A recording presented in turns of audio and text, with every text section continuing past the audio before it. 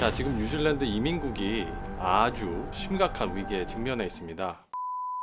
제가 예전에 올린 영상에서 자동 비자 연장 혜택 받은 약 85,000명이 전부 2020년 9월 25일에 끝나니까 그때쯤 해서 모든 사람들이 또 한꺼번에 비자 신청이 몰릴 수 있어서 주의하시라고 했었죠. 오늘 주제는 그런 맥락에서 봐주시기 바랍니다.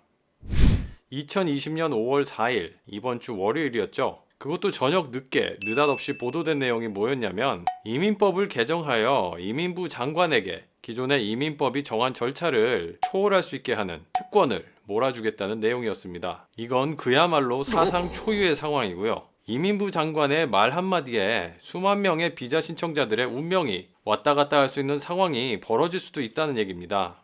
제대로 된 견제장치 없이 심각한 부작용을 초래할 수도 있는 그런 유례없는 권한을 도대체 왜 이민부 장관에게 주게 된 걸까요? 우선 그 뒷이야기를 한번 털어보죠. 제가 최근에 코로나 바이러스 코인을 타면서 관련 영상 여러 개 올렸었죠. 반복해서 말씀드린 부분이 이민국이 아직도 업무 복귀를 못하고 있다는 얘기인데요. 현재도 약 1000여 명에 달하는 이민국 직원들이 거의 손을 놓고 있어서 캐파가 아주 바닥을 치고 있는 상황입니다. 레벨 3, 레벨 2로 완화되더라도 리스크 관리하는 차원에서 레벨 3에서는 사무실 수용 가능 인원 중 20%까지 그리고 레벨 2에서는 50%까지만 상주 가능하게 한다고 하니까요. 앞으로 이민국 쪽 인력 공백이 장기화될 전망입니다. 이게 정말 심각한 상황인데요. 이전에 말씀드렸듯 이민국은 코로나 바이러스 발발 이전부터 이미 가중된 업무를 제때 처리하지 못하고 아주 쩔쩔매던 상황이었습니다. 그리고 코로나가 터져버렸죠. 참 타이밍 아주 지대로죠.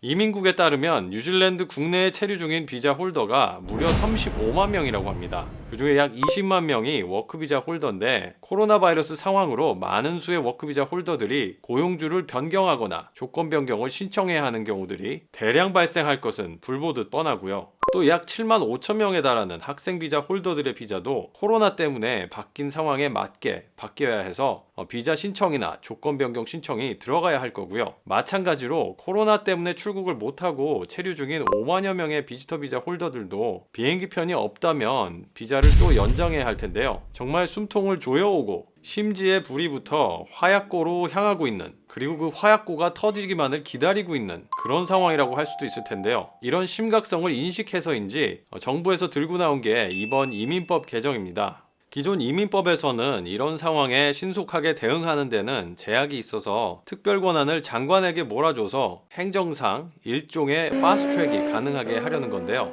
예를 들어 기존 이민법상에서는 개개인 신청자들에게만 1대1로 권한 행사가 가능했는데요. 그렇게 되면 한 사람 한 사람 처리해야 돼서 시간이 무지하게 걸리겠죠. 개정안이 통과되면 특정한 종류의 비자 홀더들, 비자 신청자들 모두에게 일괄적으로 한 방에 처리가 가능해진다고 합니다. 이 개정안은 특별한 문제가 없다면 2020년 5월 15일 금요일에 통과될 예정인데요. 통과되면 크게 8가지 부분에 대한 권한을 이민부 장관에게 몰아주게 됩니다. 그럼 그 권한이 어떤 건지 그리고 어떤 상황에서 쓰일 수 있는지 한번 알아보겠습니다. 첫째, 임시비자에 부여된 조건을 추가, 변경 혹은 취소할 수 있게 하는 권한인데요. 예를 들어 워크비자 조건을 완화하여 직장 이동이나 도시 이동을 좀 더 쉽게 가능하게 해줄 수 있다고 합니다. 두 번째로는 영주권에 부여된 조건을 변경하거나 취소할 수 있게 하는 권한인데요. 이건 아마도 뉴질랜드 국외에 체류 중인 분들 중 입국을 해야 영주권을 유지하거나 영구 영주권을 신청할 수 있는 분들에 대한 조치로 연결될 수 있다고 하고요. 셋째는 비자의 만기를 연장할 수 있게 해주는 권한인데요. 이건 뉴질랜드 국외에서 뉴질랜드 비자를 가지고 있음에도 불구하고 입국 금지 조치로 인해 입국을 못하고 있고 비자가 끝나가는 상황을 가정한 것으로 보입니다. 넷째로 비자 신청을 접수하지 않았지만 비자를 발급해 줄 수 있는 권한인데요. 예를 들어 코로나 바이러스에 걸려서 비자를 신청할 수 없는 여건이라 비자를 신청 못했지만 그런 특수 상황이 소명되면 비자를 줄 수 있도록 하려고 하는 것 같습니다. 다섯 번째로 비자 신청 접수에 필수적으로 필요한 요건을 면제해 줄 수 있도록 하는 권한인데요. 아마 필수 서류를 첨부하는 게 불가능하거나 신청비를 내는 게 불가능하다든가 그런 상황을 가정한 게 아닌가 합니다. 여섯 번째는 트랜짓 비자를 받아야 하는 절차를 면제할 수 있는 권한인데요. 이건 뉴질랜드를 통과해야 하는 사람 중에 인도주의적 차원에서 필요한 경우에 행사할 수 있다는 내용인 것 같습니다. 7번째로 비자 신청 접수를 못하게 하거나 EOI를 접수하지 못하게 할 수 있는 권한인데요. 아마 이민국 캐파가 좀 더 올라올 때까지 신규 비자 신청을 막게 하려는 게 아닌가. 그리고 입국 금지 조치 상황에서는 해외 체류자들이 비자를 신청 못하게 하는 건 아닐까 하는 그런 생각이 듭니다. 마지막으로 재입국이 가능한 종류의 비자를 취소할 수 있게 하는 권한인데요. 이건 코로나 바이러스라든가 어떤 위험 요소가 있는 사람의 입국을 막을 수 있게 하려는 것으로 보입니다. 자, 이렇게 겉으로만 보면 대부분 비자 홀더들의 처지를 이해해주고 그에 맞게끔 도와줄 것처럼 보이는데요. 그런 면에서는 상당히 긍정적이고 비자 홀더들이 환영할 만한 이민법 개정일 겁니다. 그런데 어떤 상황에서만 그리고 어떤 목적으로만 쓰여져야 한다는 디테일한 지침이 없는 상황에서는 이런 형태의 광범위한 특권은 자칫 잘못하면 기존 이민법이 보호해주던 비자 홀더들의 권리가 침해되는 방식으로 악용될 가능성도 있습니다.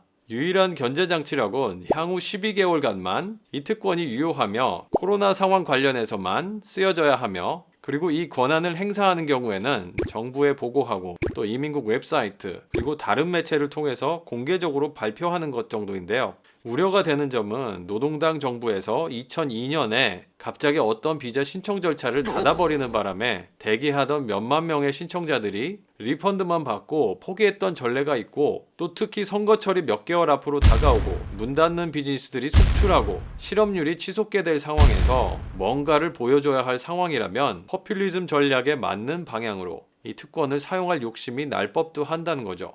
개정안이 통과되기 전에 의견 수렴 절차를 거치고 또 실제 어떻게 사용될지에 대해서도 내부적으로 조율이 있을 거라서 앞으로 실제 적용되는 사례들을 보면 좀 더 방향성이 나타날 것으로 보입니다.